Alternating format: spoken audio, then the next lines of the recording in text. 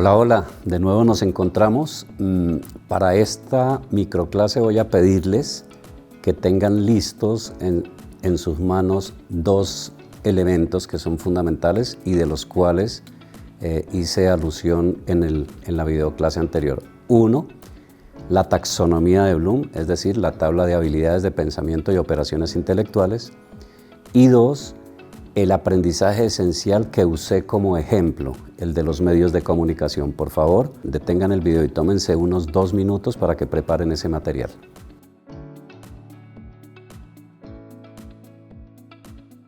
En esta ocasión voy a explicarles cómo deben pensar su planeación de las clases, ya no la planeación de las enseñanzas, porque eso viene en el plan de estudios que Cosmo Schools les facilita como mentores y mentoras, sino las clases específicas que vas a tener que sentarte a planear de una semana para la siguiente. Entonces yo soy mentor de cuarto grado, voy a planear mis momentos, momento científico, vida en sociedad, momento corporal, momento artístico. ¿Qué es lo que debo contemplar desde habilidades de pensamiento para planear las clases que voy a estar trabajando con mis estudiantes la próxima semana? Para eso voy a hacer uso del ejemplo con el que terminé en la videoclase anterior. Recuerden que estaba ejemplificando un aprendizaje esencial para el momento vida en sociedad de grado quinto primaria que respondía a un aprendizaje inspirador, que era el aprendizaje inspirador número 2. El aprendizaje esencial, se los recuerdo, decía que los estudiantes deberían ser capaces de comparar la información que entregan los medios de comunicación para que con eso pudieran registrar las ventajas y desventajas de esa información que entregan los medios de comunicación con base en las estructuras y los soportes que los mismos medios daban en cada una de sus difusiones. Entonces, previo a su uso de aprendizajes esenciales, el equipo de aprendizaje junto con un equipo de consultores muy grande que tiene Cosmo Schools tuvo que hacer revisión y ajuste de cada uno de esos aprendizajes esenciales. Esa redacción, así como se las voy a leer en este momento, compara la información que entregan los medios de comunicación para registrar las ventajas y desventajas según la estructura y soportes de los mismos. Esa redacción del aprendizaje esencial estructuralmente tiene 6 componentes, que se los voy a detallar cada uno de ellos, para que ustedes lo tengan en sus cabezas. El primer componente en la redacción del aprendizaje esencial es, hay una operación intelectual explícita. En este caso, la operación intelectual es comparar. Recuerden que comparar es una operación intelectual de la habilidad de pensamiento analizar. Segundo componente, hay un ámbito temático o un tema, es decir, que cada aprendizaje esencial se aborda desde un tema específico. El tema en este caso son los medios de comunicación. Esos temas que el equipo de aprendizaje y todo el equipo de consultores usó para la redacción de los aprendizajes esenciales están asociados a los temas sugeridos por el Ministerio de Educación en los estándares básicos de competencias. 3, hay un contexto. Todas las enseñanzas y todos los aprendizajes que un estudiante o una estudiante en Cosmo Schools debe apropiar tienen que estar enmarcadas en un determinado contexto que es el que le da la realidad de la enseñanza. Los contextos tienen que ser propios de las realidades de los niños, las niñas y los jóvenes. De otra forma sería muy abstracta la enseñanza y difícil de apropiar. En este caso, el contexto de donde se enmarca la enseñanza de la comparación de la información de los medios de comunicación es el entorno real del niño o la niña o el joven, en este caso estudiantes de quinto primaria, es decir, que el contexto es la radio, la televisión, las redes, todos los medios por donde le llega información a ese niño o a esa niña que está haciendo uso de los medios de comunicación. Hay un componente, recuerden el triángulo de la mente humana, hay un componente donde ataca directamente el aprendizaje esencial al cerebro humano. En este caso, en el triángulo de la mente humana, lo decíamos en una de las microclases, funciona un sistema afectivo, un sistema cognitivo o un sistema expresivo. Lo que se busca en este aprendizaje esencial con la comparación, que es la operación intelectual, es que se fortalezca el sistema cognitivo. Por tanto, el componente de este aprendizaje esencial es estrictamente cognitivo. No es afectivo, dado que no busca que valore nada el niño, ni es expresivo, dado que no busca que el niño haga algo específico en la realidad con eso. Hay una estructura de la enseñanza como tal, y es recordando que solamente podemos enseñar 3 estructuras. En la vida del conocimiento solamente hay 3 estructuras que se forman, que son los conceptos, los procedimientos o los argumentos. En este caso, la estructura que está enmarcando este aprendizaje esencial es conceptual, es decir, que el niño o la niña lo que necesita fortalecer como aprendizaje es el concepto de lo que son los medios de comunicación para poder alcanzar ese aprendizaje esencial.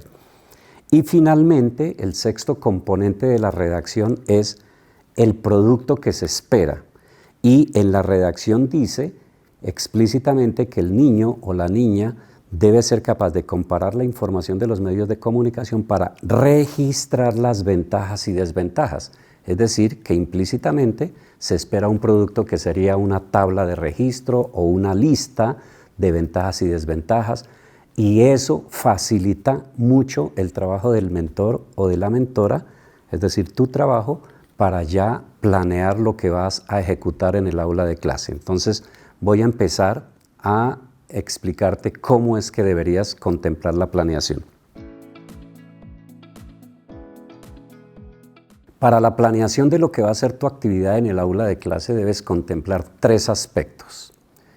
Primer aspecto, el objetivo de lo que tú quieres que durante la clase el niño o la niña alcance. Recuerda que un objetivo busca responder a la pregunta de ¿qué quiero que mis estudiantes logren hacer durante los 45 minutos o la hora o las 2 horas de clase?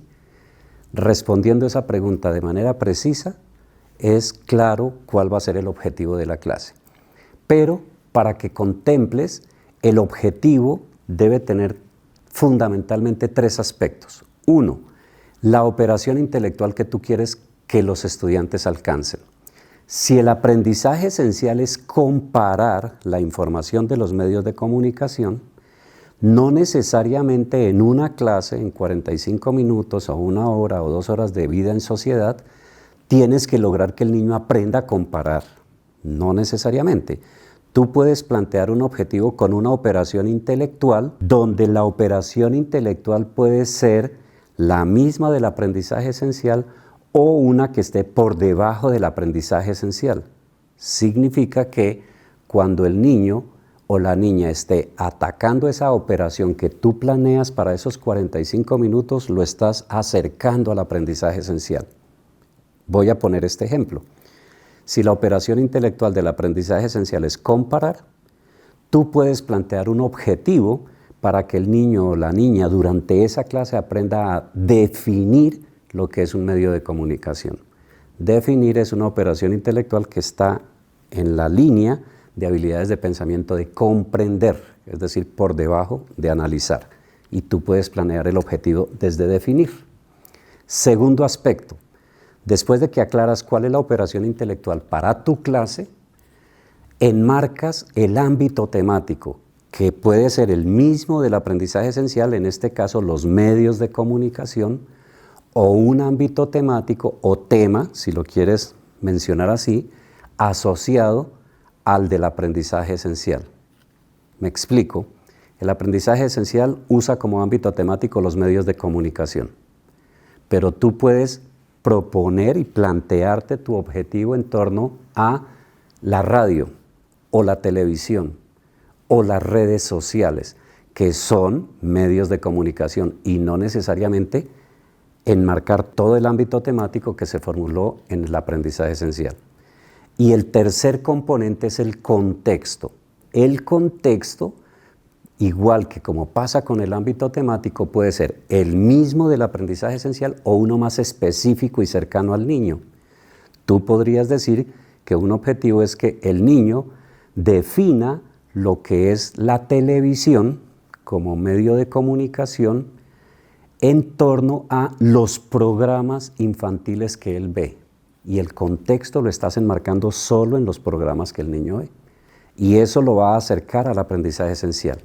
Son los 3 componentes que enmarcan la redacción de un objetivo de clase.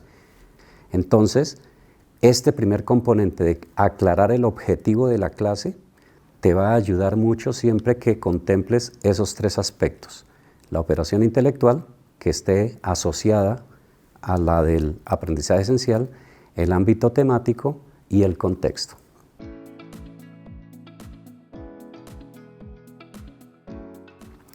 Segundo aspecto que debes contemplar para tu planeación. ¿Cómo vas a saber tú, como mentor o mentora, si el niño se está acercando al objetivo que planteaste para la clase? Eso es lo que yo sugiero como las evidencias. Entonces, las evidencias son los aspectos que tú vas a lograr identificar realmente en los niños y en las niñas para saber si se están acercando o están logrando el objetivo que planteaste para la clase. Yo he venido proponiendo en Cosmo Schools durante estos últimos 2 años o estos 2 años en que los he acompañado, que siempre formulen 3 niveles de evidencias, es decir, 3 niveles que tú puedes identificar en el aula de clase que van a permitir saber si un niño se acerca y qué tanto a un propósito o a un objetivo de clase. Cada nivel, teniendo en cuenta que el nivel 1 es el nivel más básico, digamos, el más elemental, el mínimo que debería lograr el niño, lo que ustedes en sus sistemas de evaluación llaman el iniciado, es el nivel más básico.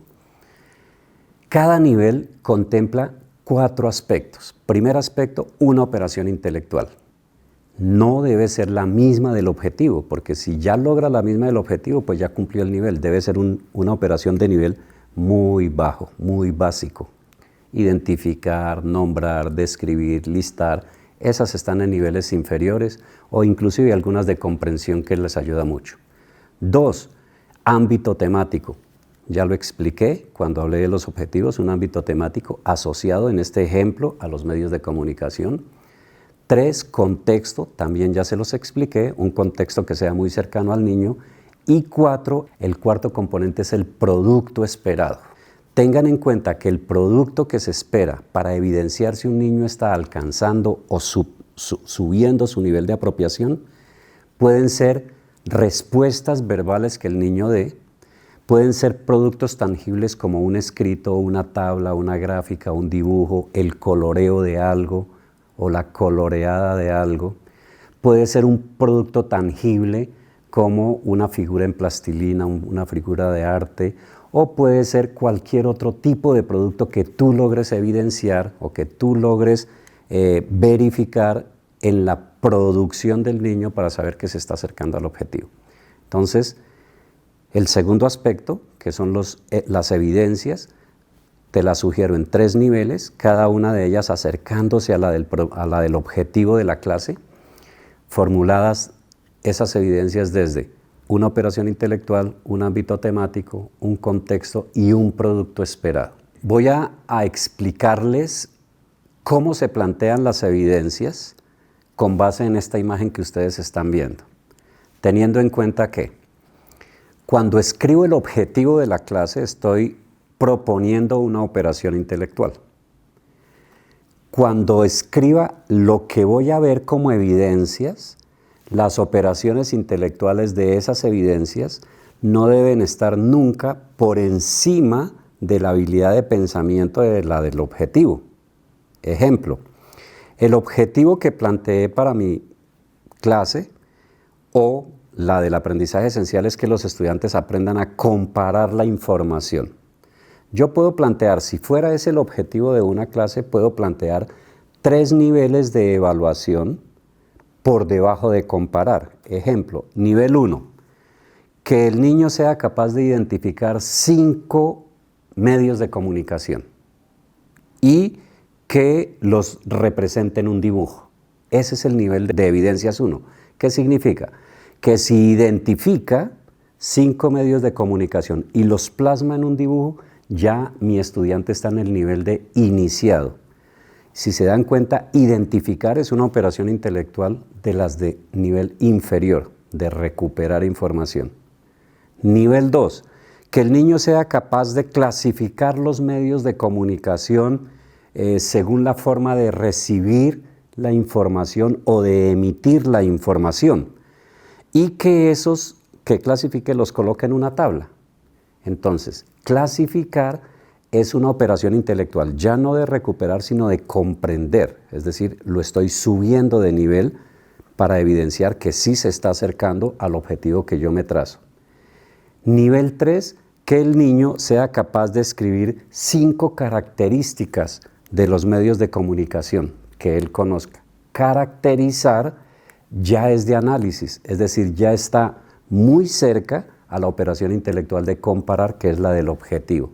Si se dan cuenta, cuando redacté esas evidencias, identificar, clasificar y caracterizar fueron crecientes. Significa que veo evolutivamente cómo el niño se está acercando a la operación intelectual del objetivo. Y 2, cada evidencia, si se dan cuenta en la redacción, la propuse con un producto.